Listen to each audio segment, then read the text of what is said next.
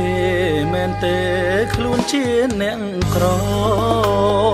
វាសនាចាមិនល្អត្រដល់ស្ទើរខ្សោះឈាមរាល់ថ្ងៃប្រឹងរករកព្រោះចង់មានសង្ឃឹមវាសនាបានលៀងប្រានផុតពីអៅវិជ័យគេសោចចំអងលក់លើយមែនទេគេសោចជារឿងគេយើងទេអ្នករ៉ាត់រង